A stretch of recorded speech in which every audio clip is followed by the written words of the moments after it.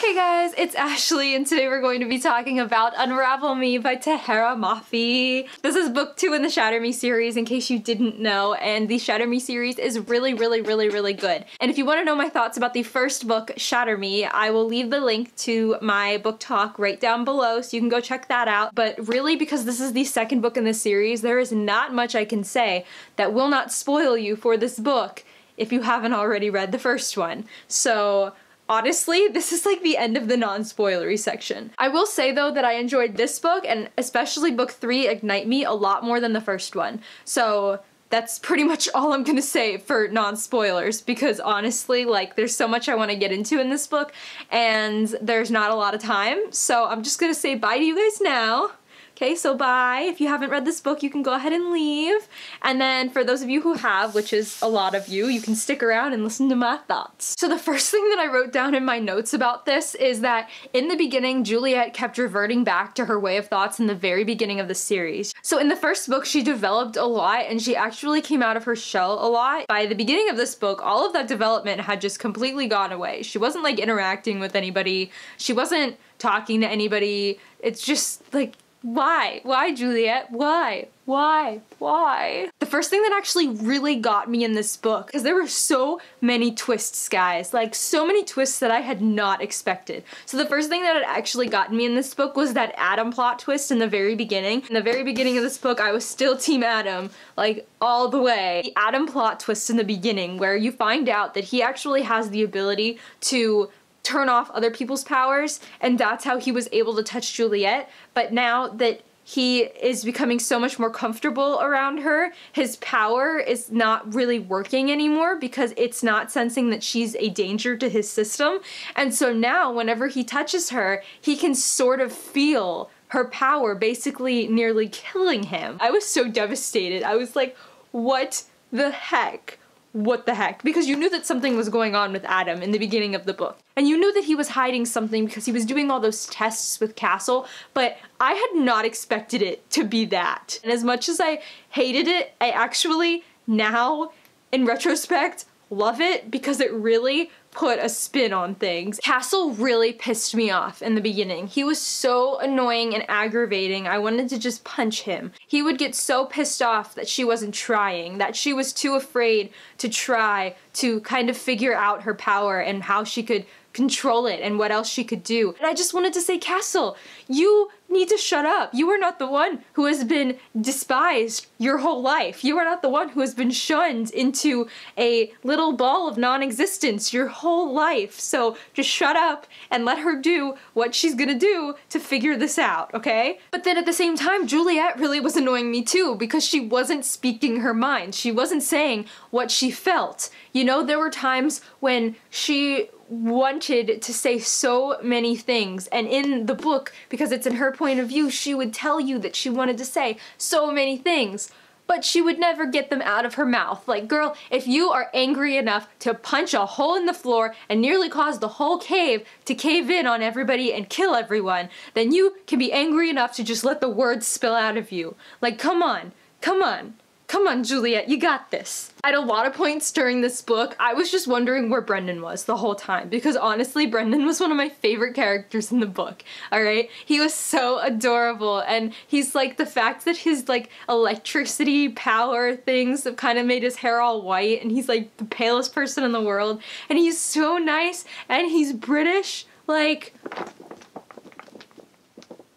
oh my god. That moment in the dining hall when James and Juliet go out into the hallway and James is like, I don't even remember the exact moment or like what it was about, but when James was just kind of accepting her for who she was, I was gonna cry. I was gonna start crying. James is the most adorable little child in the entire book. I mean, granted, he's like one of the only little children in the whole book, but he is the most adorable one out of all of the ones that we don't know about yet. He's so adorable. In my notes, I don't know what this was about, but I wrote the words, okay, Juliet, you can have your moment of hope, but there's still half the book left, so we know shit's gonna hit the fan. I don't know what that was relating to, though. Oh my god, when Adam finds out that he and Warner are half-brothers,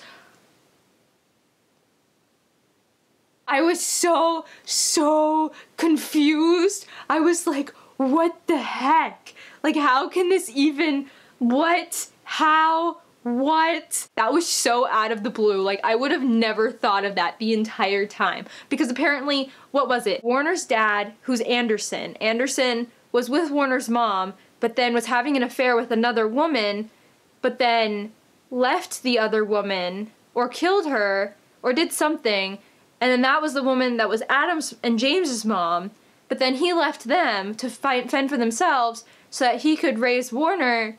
It was like he is so messed up. I don't understand him. In those moments when Juliet was in Warner's room, where I was like, I am so torn between loving you, Warner, and wanting you to be the person that you say that you are, but also thinking that this is a complete ploy and you're just playing everybody and you're gonna destroy everyone later. My feelings toward Warner in this book were so conflicted. It was crazy. There was one quote that really got me in the book that I literally, I took note of. So this quote is part of that one scene where Warner is talking to Juliet in his room, and Warner has her journal or her notebook, or that, you know, the notebook, and he's reciting lines and passages from it, and he's talking to her, and they're having like a really sincere conversation. And the one quote that I remember writing down was, "But I'm tortured because I understand too much about what it's like to be tortured, to do things because you don't know any better, to do things because you think they're right because you were never taught what's wrong, because it's so hard to be kind to the world when all you've ever felt is hate. Because it's so hard to see goodness in the world when all you've ever known is terror." Oh my god. Oh, the moment when we found out that Warner had an ability, and his ability was that he could take other people's abilities. The first thing that I thought of, and if any of you guys have watched Heroes, let me know, but the first thing that I thought of was that Warner is the Peter Petrelli of the Shatter Me series. The point when I knew that there was no turning back with Warner was that really heavy makeout scene. I remember I was outside watching the dog and I was reading it and I did not see it going in that direction, right? And so I'm reading it and I'm like, oh, okay. And then I'm reading it and I'm like, oh, okay, I can see this happening. I kind of like this, yes. And then I'm like, oh my god, this is amazing, keep going. And then of course I had to leave and I stopped halfway and I got really pissed off because I couldn't finish it. So immediately when I came home I finished it, and it was at that point when there was no turning back for me. I was complete Warner trash. There was no coming back from that. So another thing that really annoyed me about Juliet I think it was toward the mid-end, I guess, was when Juliet kept feeling bad and she was betraying Adam whenever she would do something that she thought was wrong. You know, being with Warner. I just wanted to say, girl, number one, you guys broke up at this point, okay? There was that nasty scene where you were like, no, I don't want to hurt you anymore, I can't do this. And then he ended up coming on to you, and then you ended up almost killing him, and then you realized that you really couldn't be together. Yeah, so you were basically not even together at that point. And two, you're the one who stopped seeing him. You're the one who told him that you couldn't see him anymore, even though he said that he could figure out a way that he could touch you again. So you did this to yourself, girl. And then the very end scene is the last thing that I wanted to touch on before I stop this. But that scene, holy crap. When they take Juliet to the house to meet Anderson so that Anderson will give them back the hostages, right? Anderson ends up shooting her in the chest with Warner watching, and then Warner goes crazy and tries to save her by getting the girls, Sonia and Sarah, to help him. Holy crap. That ending just had me Warner forever. That sounds so stupid, but it's so true. Warner forever, man. Yes. Literally the very last little tidbit that I wrote in my notes was, I heart Warner. So, I mean, that says enough, right? Alright guys, that's gonna be it for my Unravel Me book talk. Thank you so much for sticking with me through this. Let me know your thoughts of Unravel Me down below and which book in the series is your favorite.